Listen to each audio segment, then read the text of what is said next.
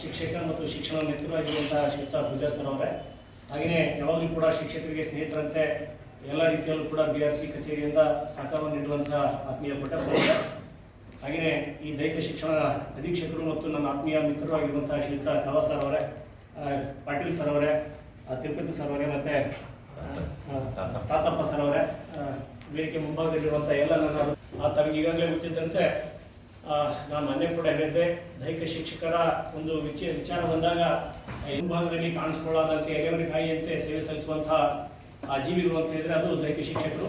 ನಮ್ಮ ಶಾಲಾ ಕಾಲೇಜಿನಲ್ಲಿರುವಂಥ ಶಿಸ್ತಿನ ಸಿಪಾಯಿಗಳನ್ನು, ಶಿಸ್ತಿನ ವ್ಯಕ್ತಿಗಳನ್ನ ತಯಾರು ಮಾಡುವಂಥ ವ್ಯಕ್ತಿಗಳು ಅಂತ ಹೇಳಿದ್ರೆ ಅದು ದೈಹಿಕ ಶಿಕ್ಷಕರು ಅಂತಕ್ಕಂಥದ್ದನ್ನು ನಾವು ಮಾತಾಡಿದ್ವಿ.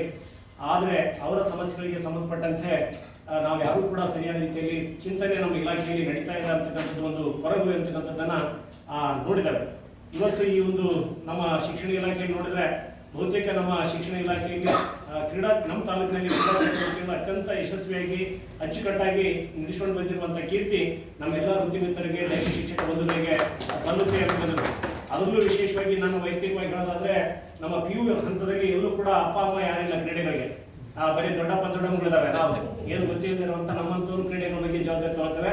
ಆದರೆ ಯಾರು ಕೂಡ ಅಧಿಕೃತವಾಗಿರುವಂಥ ದೈಹಿಕ ಶಿಕ್ಷಕರು ಇಲ್ಲದೇ ಇರುವಂಥ ಇಲಾಖೆಯಲ್ಲಿ ಕೂಡ ಕ್ರೀಡೆಗಳನ್ನು ಯಶಸ್ವಿಯಾಗಿ ಪ್ರತಿ ವರ್ಷ ಕೂಡ ನಡೆಸ್ಕೊಂಡು ಬಂದು ನಮ್ಮ PU ಇಲಾಖೆಗೆ ಕೀರ್ತಿ ತಂದಂಥ ವ್ಯಕ್ತಿಗಳು ಯಾರಾದರೂ ಇದ್ದರೆ ಅದು ನಮ್ಮ ತಾಲೂಕಿನ ದೈಹಿಕ ಶಿಕ್ಷಣ ಅಧೀಕ್ಷಕರು ಮತ್ತು ನಮ್ಮ ಶಿಕ್ಷಕರು ಅಂತಕ್ಕಂಥ ಮಾತನ್ನು, ಹಾಗೆಯೇ ನಮಗೆ ಸಹಕಾರ ಕೊಟ್ಟಂಥ BO ಕಚೇರಿಯವರು ಅಂತ ಹೇಳಿದರೆ ತಪ್ಪಾಗಲಿಕ್ಕಿಲ್ಲ. ಆ ರೀತಿಯಲ್ಲೂ ಕೂಡ ನಮಗೆ ಸಹಕಾರವನ್ನು ಯಾವತ್ತೂ ಕೊಡ್ಕೊಂಡು ಬಂದಿದ್ದೀರಿ.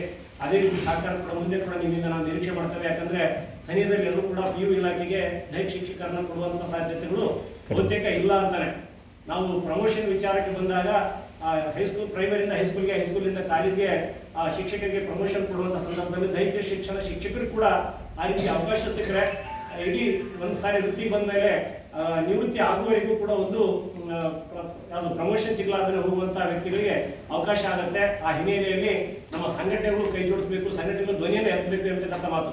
ಆ ರೀತಿಯಲ್ಲಿ ಈಗ ಬಹಳ ಸೀರಿಸಿದ್ದೇನೆ ಕೇಳಿದ್ರೆ ರಾಜ್ಯ ಮಟ್ಟದಿಂದಲೇ ಒಂದು ಚುನಾವಣೆ, ದೈಹಿಕ ಶಿಕ್ಷಕರ ಒಂದು ಸಂಘಕ್ಕೆ ಚುನಾವಣೆ ನಡೀತಾ ಇರತಕ್ಕಂಥದ್ದನ್ನ ನಾನು ಮೊನ್ನೆ ಕೂಡ ಸಾರಿಗೆ ಹೇಳಿದ್ದೆ. ಅದ್ರ ಬಗ್ಗೆ ನನಗೆ ಒಂದು ನಮ್ಮ ಸಂಘದಲ್ಲಿ ಬಂದಂಥ ವಾಟ್ಸಪ್ ಮಾಹಿತಿಯನ್ನು ಹೇಳಿದ್ದೆ. ಅದರಂತೆ ಈಗ ನಮ್ಮನ್ನು ಕೂಡ ಪ್ರತಿ ವರ್ಷ ಅನಧಿಕೃತವಾಗಿ ನಮ್ಮ ಮೇಲೆ ಸಂಘ ಮಾಡ್ಕೊಳ್ತಿದ್ವಿ.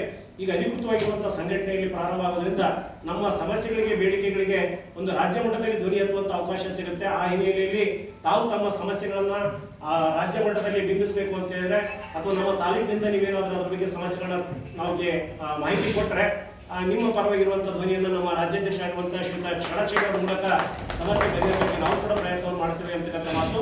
ಈಗ ಇಲ್ಲಿ ಒಂದು ಖುಷಿ ವಿಚಾರ ಅಂತ ಹೇಳಿದ್ರೆ ನಮ್ಮ ಕಾಲೇಜಿನಲ್ಲಿ ಆಯೋಜನೆಗೊಂಡಿರುವಂಥ ಈ ಕಾರ್ಯಕ್ರಮಕ್ಕೆ ಏನಾದರೂ ಸಹಕಾರ ಇದ್ರೆ ನಮ್ಮ ನೌಕರ ಸಂಘದಿಂದ ಕೇಳಿ ಅಂತ ಹೇಳಿದ್ವಿ. ಅವರೆಲ್ಲ ನಮ್ಮ ಸರ್ ಮಾಡಿಸಿದ್ದೀವಿ ಅಂತ ಹೇಳಿದ್ರು, ವ್ಯವಸ್ಥೆ ಮಾಡಿದ್ದೀನಿ ಸರ್ ಅಂತ ಹೇಳಿದ್ರು. ಉಪಹಾರದ ವ್ಯವಸ್ಥೆಯನ್ನು ನಾನು ಮಾಡ್ತೀವಿ ಅಂತ ಹೇಳಿದ್ರು.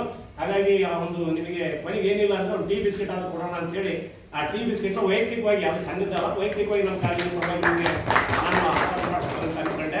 ಕಡಿಮೆ ಸಂಖ್ಯೆಯಲ್ಲಿ ಇರುವಂಥವ್ರು ಅಲ್ಲಿ ಮಾಡೋಕ್ಕಿಂತ ಹೆಚ್ಚಿಗೆ ನಮ್ಮಲ್ಲೇ ಮಾಡಿದ್ರೆ ಅನುಕೂಲ, ನಮ್ಮ ಸೌಲಭ್ಯವನ್ನು ಕೊಡ್ಲಿಕ್ಕೆ ಅನುಕೂಲ ಆಗುತ್ತೆ ಅಂತಕ್ಕಂಥ ಮಾತನ್ನ